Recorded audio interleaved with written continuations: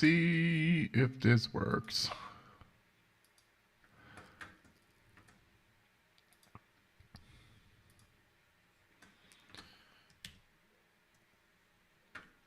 As usual, and I have to mention practice room, my school community. We're currently at 555 members. And yeah, everyone is cool.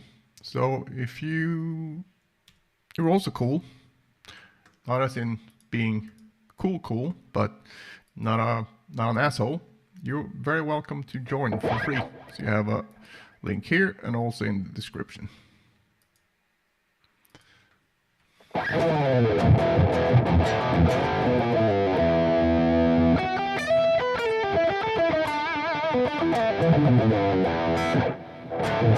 Hey Juan, how are things?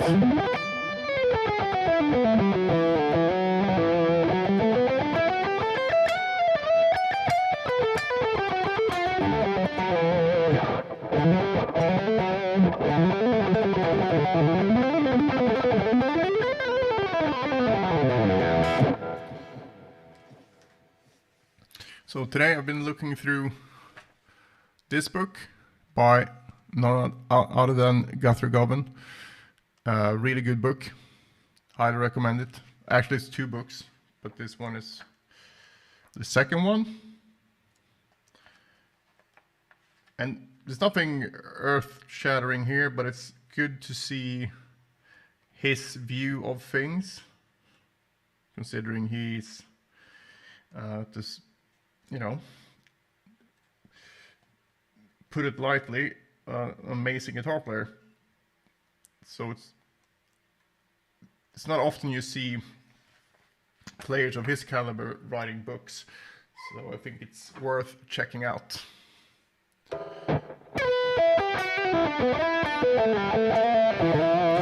That's great, Juan, but make sure that you check out the other challenges as well.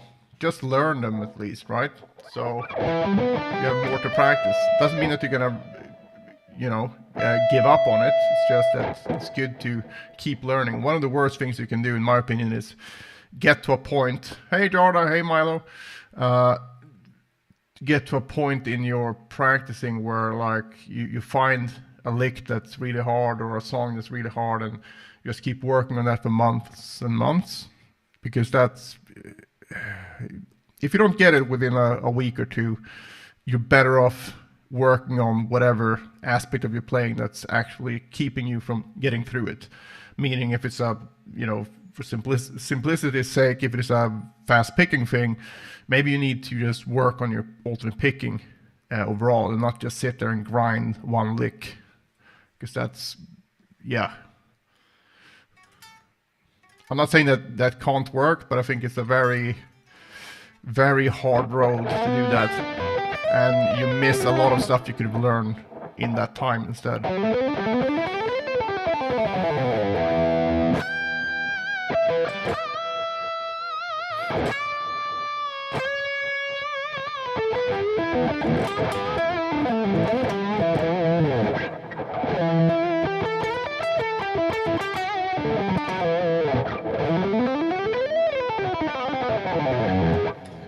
Alright, let's see if I can find something cool in this one.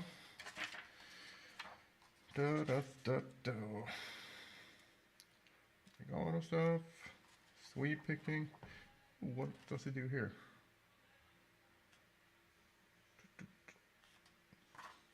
Huh.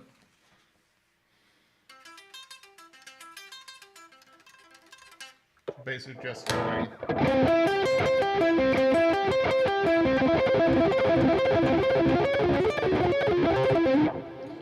up and down like that. I don't know why he has a lot of double pick notes here. I guess to keep the picking consistent, but I never really heard him play stuff like that, so.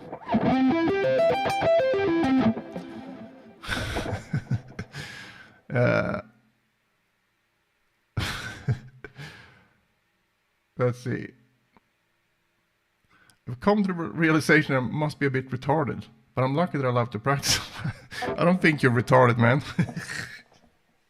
That's a very funny thing to write, though.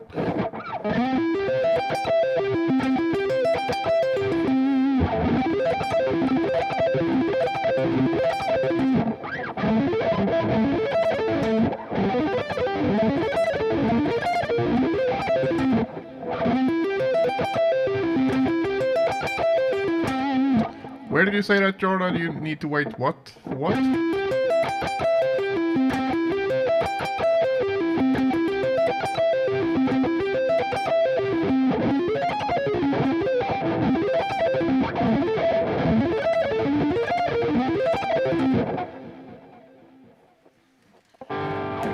Let's see what's here.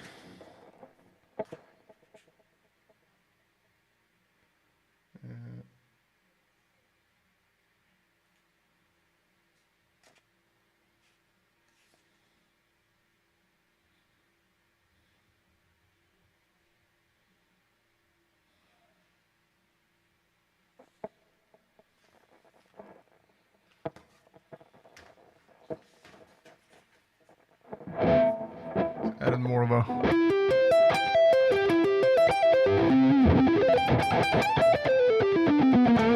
Hey Marauder, well that's why I have the Practice Room Pro, where there's a monthly deep dive. Now we've done sweep picking deep dive. The last part of that is, I just uploaded that. And basically it's a 30-minute schedule for whatever deep dive we're looking at. But I think the overwhelm comes from not having a practice routine. And it's really hard to put shit together from scattered YouTube videos. And that's why I do the Practice Room Pro, because you pay me and I do the work for you, and you only need to sit down and practice. So you don't need to think about it. So basically when you sign up, we have a talk, and then I write a practice schedule for you, and you get access to all my courses. But that would also be a super overwhelming thing. But I use my courses to help you with whatever you need help with. And if I don't have a course already that will help you with your particular problem, I'll just make videos or lessons for you specifically. So that's my solution for that. It's basically a light version of what I do in my guitar personal training program. Because I call it light because we don't, besides the opening interview, we don't really see each other one-to-one in that regard, but I'm still there. You have your own thread and you can post questions and whatever, and or videos, and I will help you there. But the trade-off is that it's for everyone else that's part of Practice Room Pro, they can also see and benefit from that. So unless you're very shy, that would be a really good way to do it. And the price was lower before, but it's now it's $99 per month, and that will go up eventually as well. But whatever level you get in at, you're gonna lock that price in. So because that's what I found with everyone. Everyone has that problem. It's just too much stuff to work on, and you just keep going. You have a severe case of FOMO, fear of missing out. So you just go to the next shiny object basically the whole time, and you never really get anywhere. It's really funny to me because a lot of people, they don't think twice about buying a pedal for $200, but buying something that could actually help you get better instead of just trying to put a sort of a gear band-aid on your playing. That's like, no, I don't really have the money for that.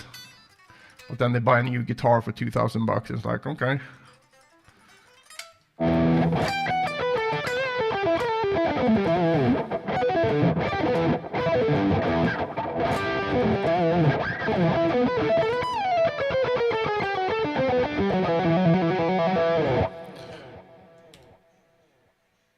But even still, Marauder, I would suggest that you join the practice room, the free version as well, because that's a lot of stuff there that you can learn and have basically other people doing the same thing, which is always fun. And then if you want to get into the pro version, just do that here.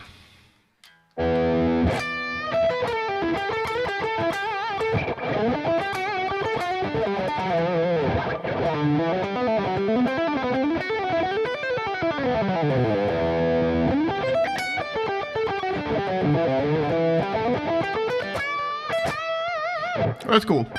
Well, then you have all the links in there too, if you want to sign up for the pro version.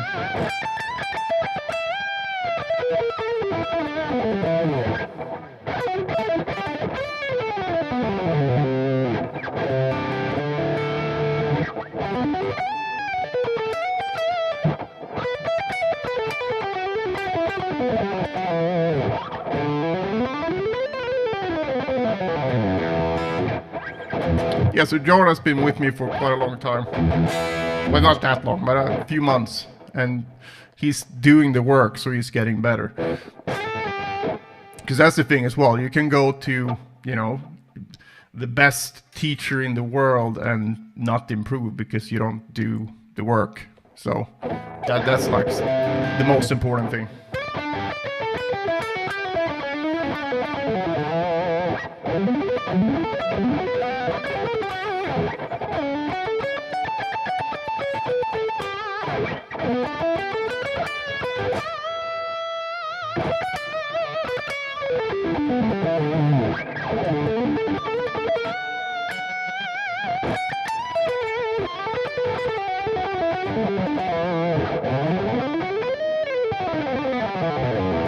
I mean, I took lessons for 2 years over Skype when I was learning to compose orchestral music. Found a really good composer, and then we did Skype lessons for 2 years. So, you know, I have no issue. I know what you know what having a path to go through. It just saves so much time to do that.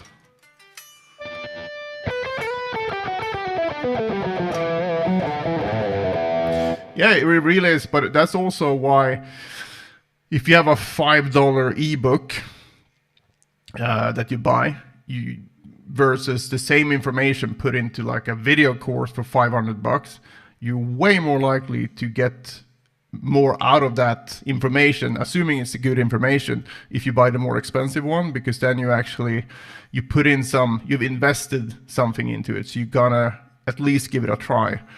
$5 ebook, you might not even open the email to read it, right? So there really is I remember hearing this, like, from some business people, like, well, you should actually, if you charge more, you get better clients, was one thing. But also what that means really is that you get people who are invested and they're gonna do the work and they're gonna get the results, assuming you're actually good at what you're doing. I mean, I've seen some really scammy things where people charge like, you know, $5,000 for something, and I think in the business world especially, you have a lot of people who like, yeah, come sit with me for 45 minutes for $5,000. I think that's, you know, probably a bit too much. But I do think that to a certain level, depending on, you know, your income and whatever, if you spend some money, you're more inclined to actually do the work. So I think that's important.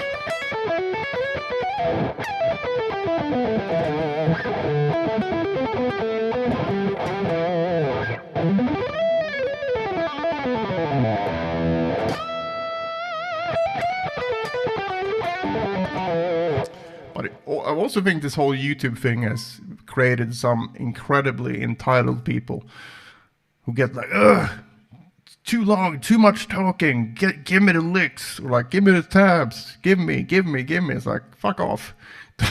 don't watch if that's the case, you know? So crazy.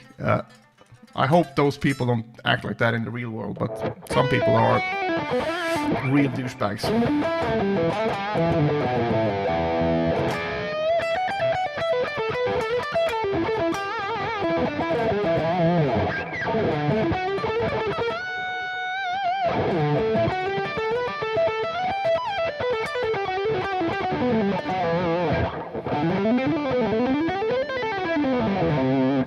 Alright, let's see what else we have here.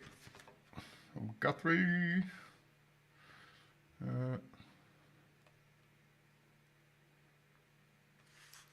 Oh.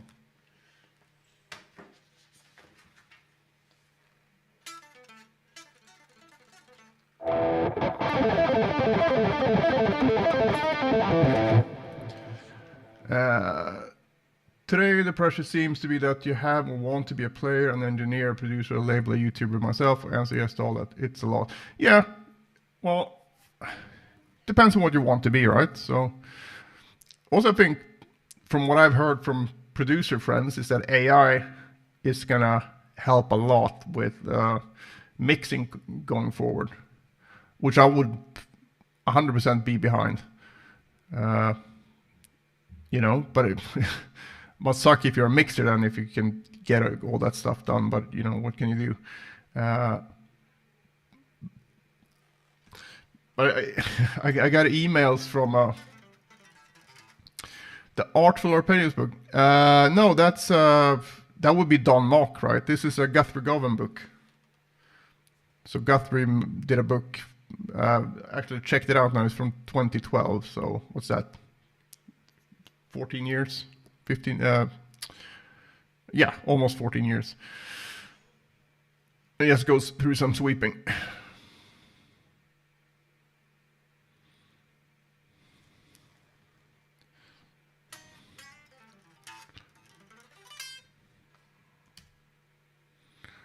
Let's see what happened with my sound. Oh, it's all right. I spend 3 to 4 hours a day for no money. Imagine if, yeah, but I mean, I do think you should have some sort of practice going without. You gotta get more out. Sorry, I'm looking for my nail file. Got stuck with my finger here. I do think you should be able to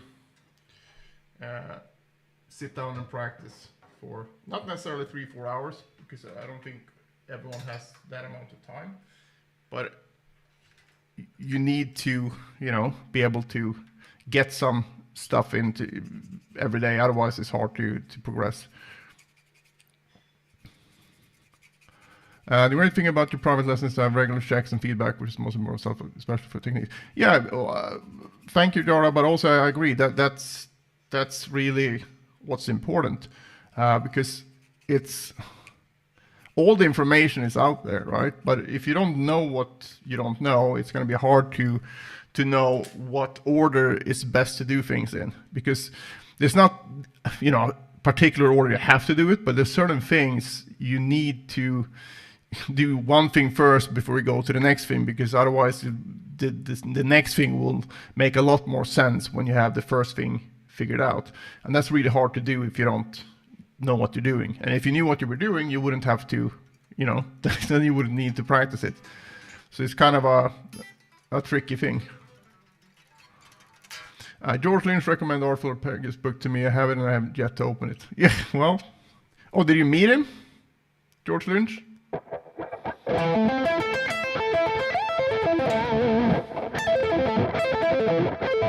I think it's really cool. I love his playing, but also I know that he, you know, when he was like full on in Dokken, he went to GIT to take classes, which is kind of crazy, you know.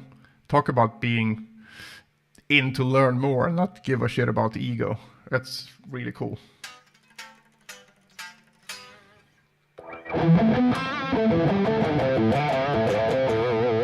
That's awesome.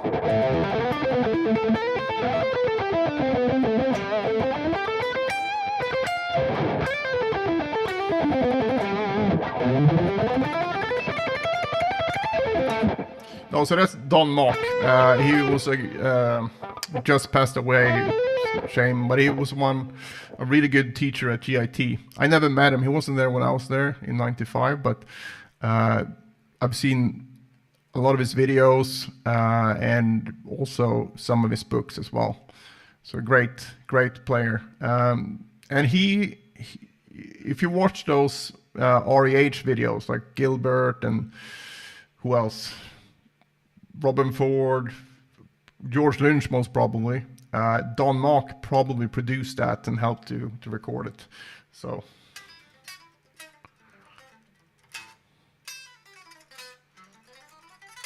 because it's kind of funny, you know, because some of these guitar players that made those videos, they were famous, but they were not necessarily the best guitar players from, I mean, it's all subjective at the end of the day, but in terms of like knowledge and stuff, so it must be kind of crazy to have an amazing player like Don Mock be the producer, and you're like, yeah, here's another lick.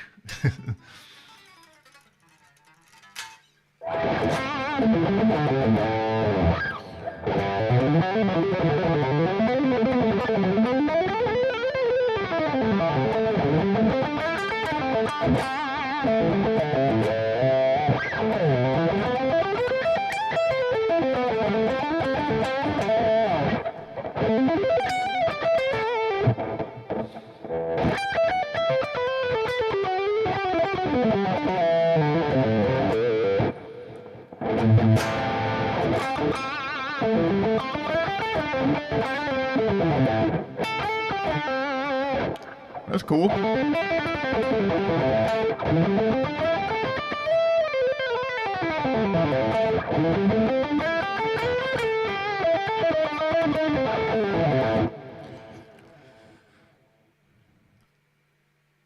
Yeah, I agree. His playing is just so musical. Talking to Juan's comment here, it's really great tone, and you know, it's not over technical either. And there's, you know, guys out there that might have better technique and whatever, but he's so unmistakably George Lynch when you hear him, and that's such a cool thing. Actually, I loved his playing on Maximum Security, Tony McAlpine's second album. They played on the, might be more than one song actually, but I know he played on the, what's it called? Tears of Sahara, the sort of ballad of the album. So.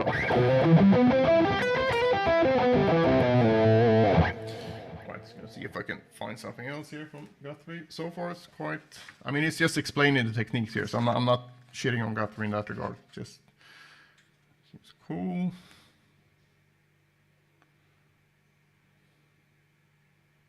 Well, that's tricky. Let's see, so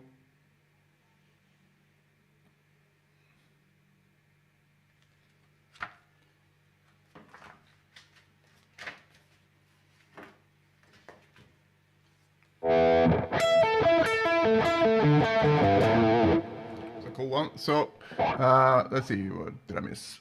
So can you create a vibe? When I first met George, he was okay, he went on for half an hour, but he met Jeff Beck. It was odd to me, my hero, and he was on about his hero. Yeah, but you know, I think that's most of us, right? If you met your heroes, you're gonna, and you liked it. Nice having you here, Marauder. Is Marauder your name in the practice room as well?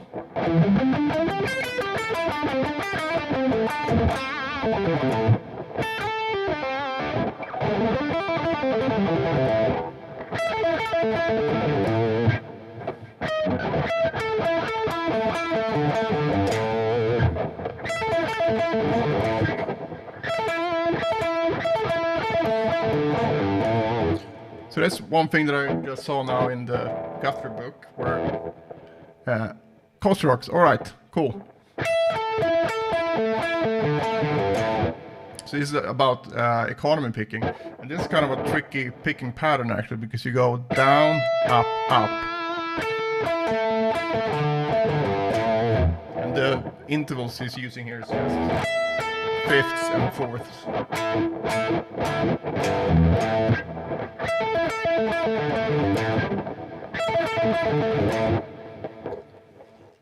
So if I were to practice this, I would do it this way. I would do use planting to try to get, because what easily can happen here is that you get this,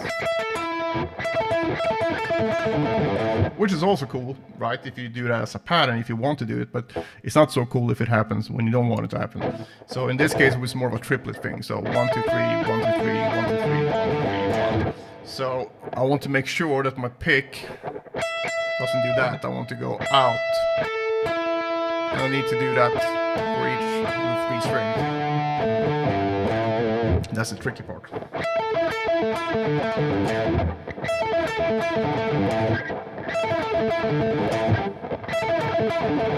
Oops.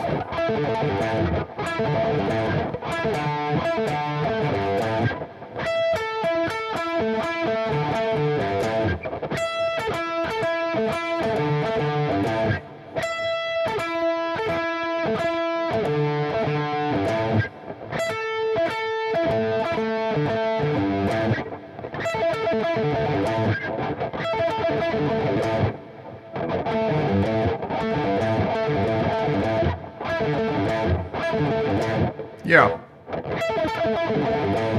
That was actually, you know, fairly doable.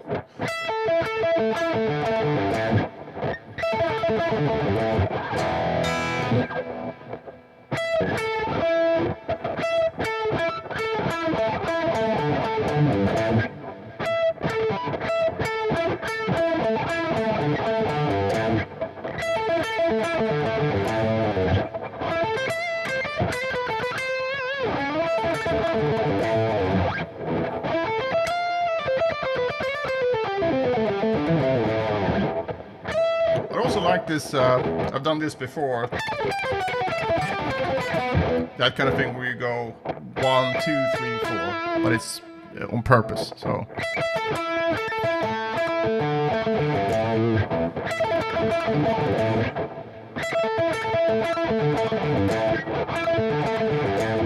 Oh, this is tricky.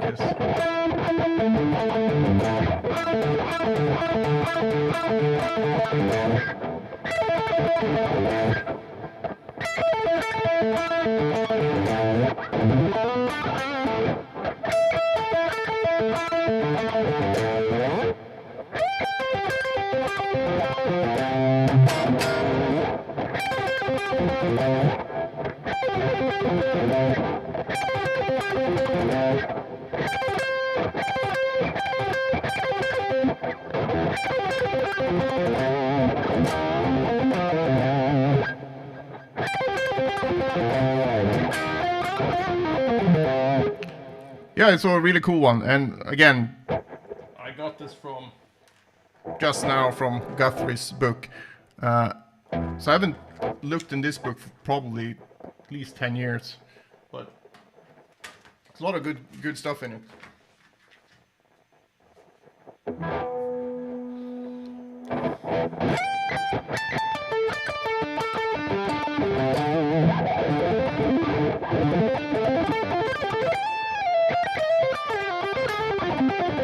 Hey, Tan mate.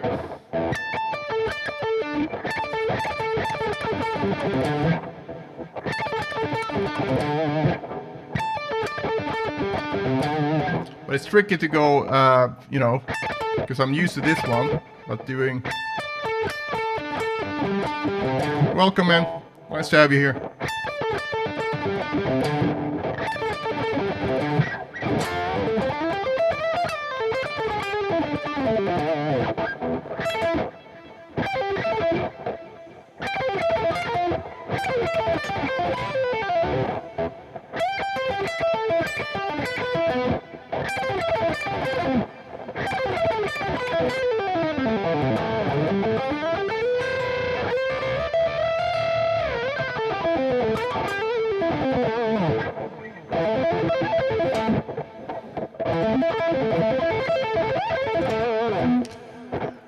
Uh, yeah, I mean, I'm open for any type of challenge. We had a learn the notes on the fretboard challenge, and we had a the loner by Gary Moore, and the thing there was just to learn how to bend. No, not a lot. I like him, but the thing for me is that I never really had guitars with a whammy bar, and then I always felt like, oh, if you're gonna learn some Steve Vai and you don't have a whammy bar, it's just gonna be, a bit weird. So, but it's a lot of cool things. I think that's a cool sweep thing that screams Steve Vai. So basically, hey Alan.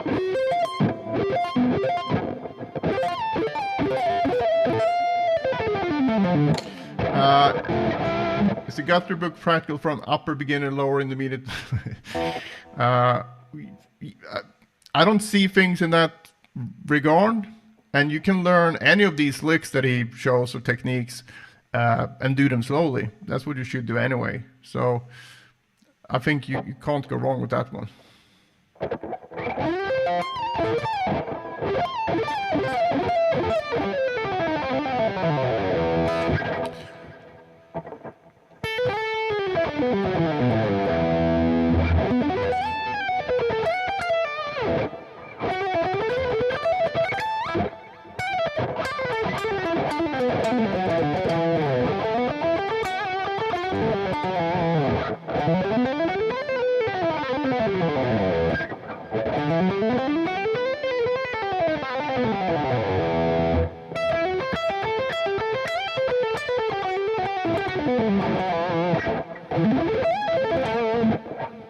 What else have we got here?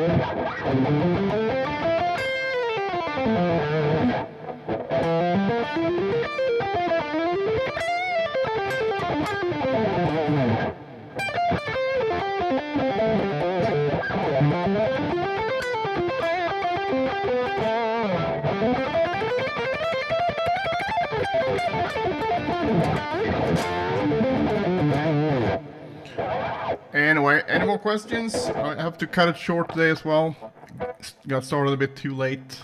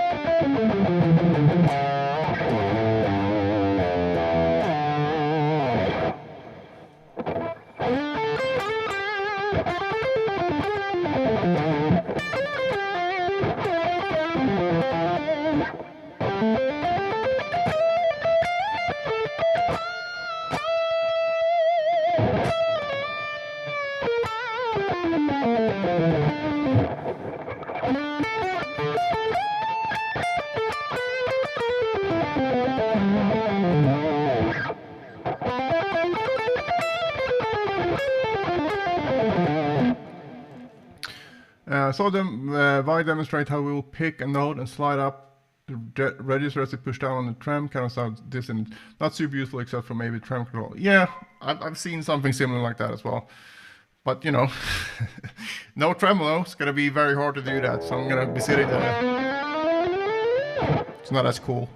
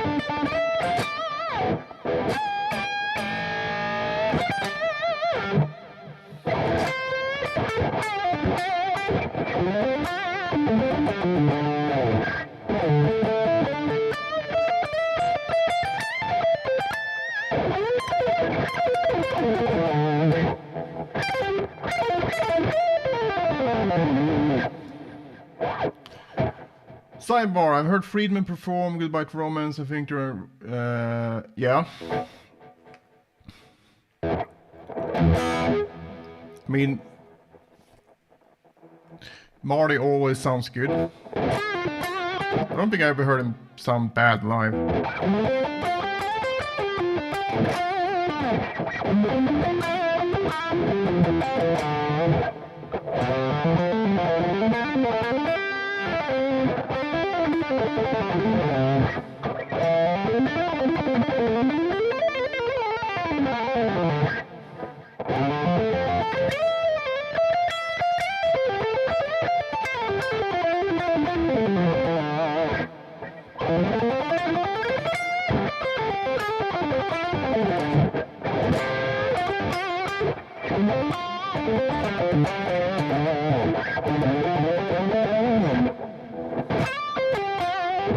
Hey, Scott.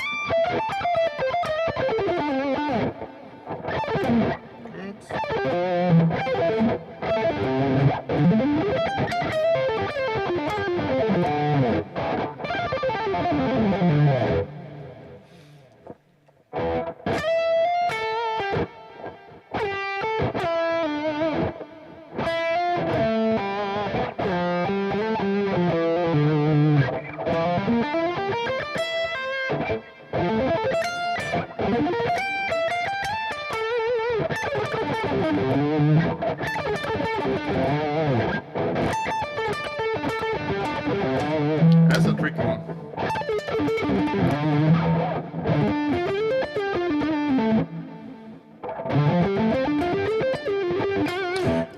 I've been playing for fucking hell since sounds stupid, but I kind of don't remember exactly, but it's like 92-ish. So I've been playing for over 30 years. I had almost 10 years, but I didn't play much though because I was studying and working with orchestral music. But I did play from time to time, but I didn't practice that time. And I went to music school. Yes, I went to GIT in 95 and 96 in Los Angeles. As a 16-year-old when I got there. I'm born so late in the year, so I got there in August, the year that I would turn 17.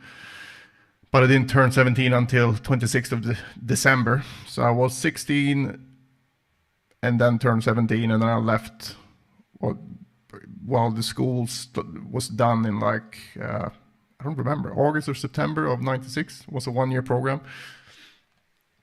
Yeah, so I haven't really studied one-on-one with a lot of people. So it's been a lot of stuff that I've picked up through. Well, it was called Musicians Institute back then as well. But, you know, they had GIT, BIT, VIT, which is a vocal, KIT, which is a keyboard, PIT is percussion, BIT is bass, GIT is guitar, but they also had RIT, which was newly started back then. and that was the Recording Institute of Technology. It's great. I mean, I kind of wish I could have gone there in like late 80s, but I didn't even play guitar then. And I doubt my parents would let a 10-year-old go by themselves to Los Angeles. I still don't know why they let a 16-year-old go by themselves to Los Angeles, but they did. Did I ever play in a band? Yeah, I played in a bunch of bands. Basically, when I started playing guitar, it was in the, it's called a youth center, and it's not for people who screwed up. It's more like basically in our hometown back in the day, early 90s, they had a big house basically with a gym. They had a climbing wall, they had a studio, and you could go there and you became a member and you could hang out with people and watch movies and play billiards and all kinds of stuff, but also start a band. So that's what we did.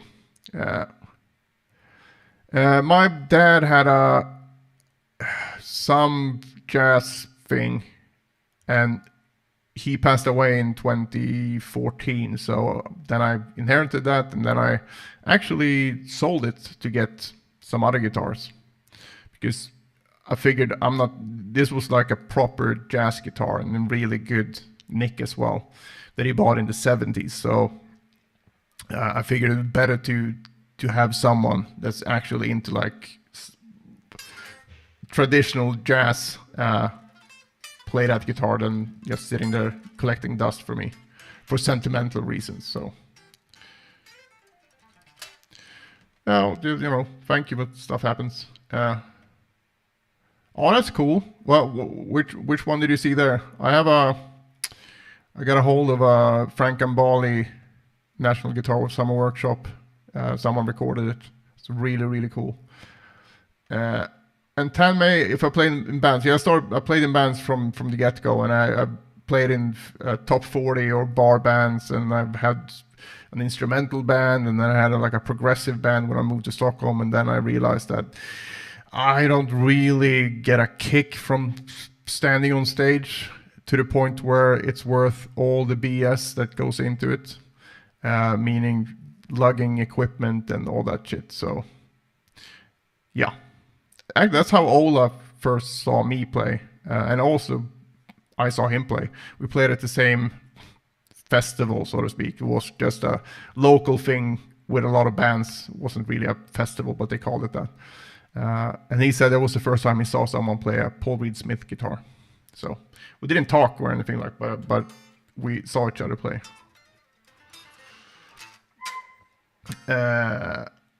Mad, welcome, man. Hi, John. I'm new on shredding stuff. Question: do we need to count fast to play fast? 6 notes. No. Oh, that's awesome. Did you happen to record that stuff, Alan? I would love to hear that. Also, Jordan Rudess has perfect pitch. So what's that like? What's that note? B? No. How about this note? G? No. Only half kidding.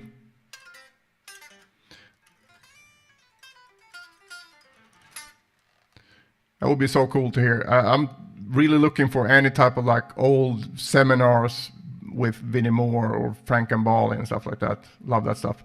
Okay, back to let's see, Mad here. No, the thing is, when you play stuff like if I play this, I can't play. I would love to hear a Jordan story. If I have to think if I demonstrate this by saying the note.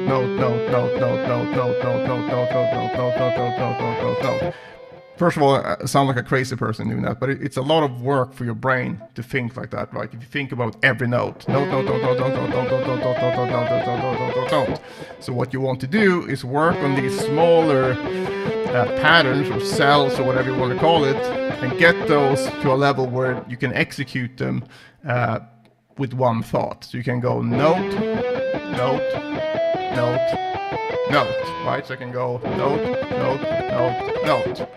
And even better, you can start thinking in even bigger groups. I can go note, note, note. Okay, so I'm gonna have 1, 2, 3. So, because obviously just by thinking in groups, you won't be able to play it cleanly and fast, but that's where the practice comes in, right? But when you play it later on, you want to be able to keep, to think in bigger note groupings. Otherwise, it's kind of like you're trying to learn how to read. And if I read the text here, like if I go like CLEANUPUUI, you can't do that. It's clean up your picking, right? So, yeah,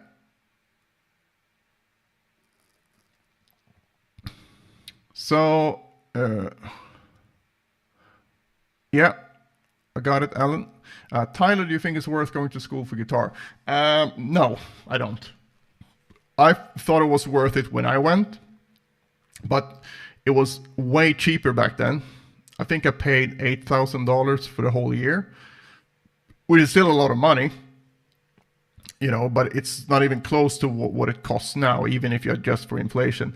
And also it was a different time when I went, right? Because it was 95 and information was scarce. You had books you can buy and whatever, but it was actually the complete opposite from what it is now. Now we have so much information, but you don't know what to start with because there's so many things to work on. But back then it was like you could buy REH videos or the Hot Lick stuff or whatever, and then maybe had some guitar magazines or some books, but like a proper curriculum where you could go from A to B and get help with that wasn't around.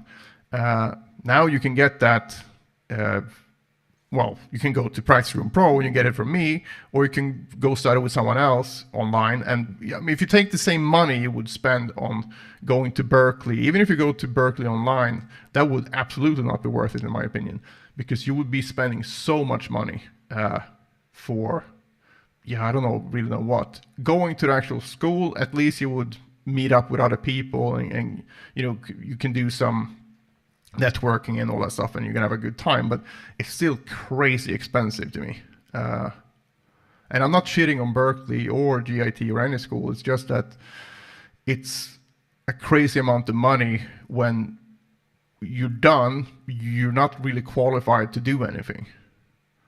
I mean, hopefully you're going to study your ass off and become a really good player, but you could do that without that school, right? You could study with people privately, you can have lessons every day and still not spend as much money as you would spend on those schools. So I was very happy to go when I went because I think it was so worth it. But I've had a lot of people ask me about it, and I don't think it's worth it now necessarily, because going into debt most likely, unless you're very lucky and have very rich parents. So I think it's a bit of an issue there, because if you look at music schools in Sweden, they're free. You have to take a student loan to be able to live or try to work, but that's going to be hard to go to school. But on the other hand, to get into a music school in Sweden, a good one, you have to be good to begin with, because that's the competition. It's a meritocracy, right? It's not about who has the money to get in. So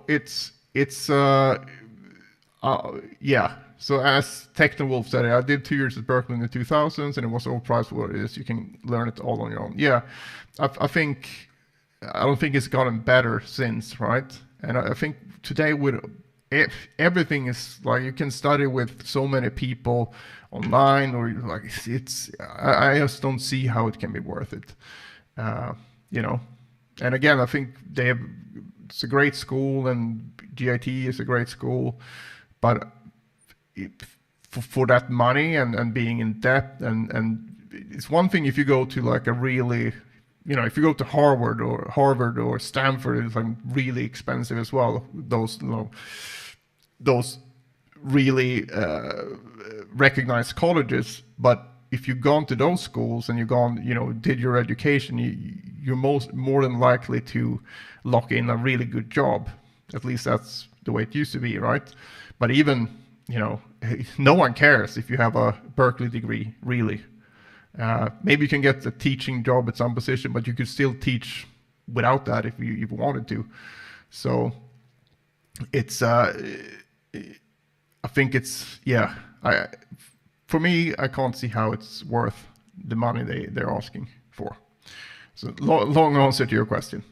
But there's so many resources now that we didn't have. I mean, one of the biggest thing for me when I got the catalog from GIT back in '95 was just reading through it, and like they listed all the people that've been there, like, oh, Paul Gilbert was here for a seminar, blah blah blah, was here Vidimore, or like Gambale. I was like, holy shit. So I was so excited just by that. Now, I could probably get a online lesson with Frank Gambale. And also he has awesome schools, so you can do that, but you could probably, if you're willing to pay for it, you could probably get a private lesson with pretty much any of your heroes. So yeah, I think when I went, it was worth it. To me, I'm not sure. All right, let's see, Alan.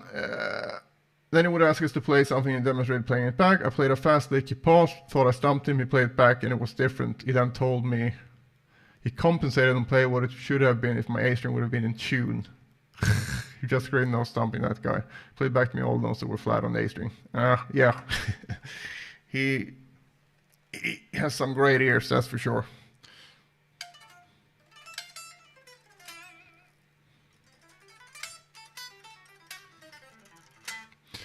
What about Vinnie Moore? Did he talk anything about practicing and stuff like that? I'm still obsessed with hearing about my heroes, how they practice, because there's so little information when you look in guitar mags, especially. It's like, how did you develop your picking? Oh, I did some exercises. Oh, great. So what strings do you like using? And what's that pedal? It's like, fucking hell. Talk about, how they got better first. The gears just, that's going to help you to get a better sound and whatever. I'm not, shitting on gear necessarily, but there's a reason why, if you look at the Generation X or X, that tour that Yngwie and Nuno Bettencourt and Steve Vai and all those guys did, and I think it was Nuno that said that he plugged into Yngwie's rig, and when he played, he sounded like Nuno, right? So it's not about the gear, it's how you play. So the gear will just be helping you to get to the sound that you want easier, hopefully. But this whole notion of like, yeah, my vibrato sucks, I'm gonna buy a new pedal. It's like,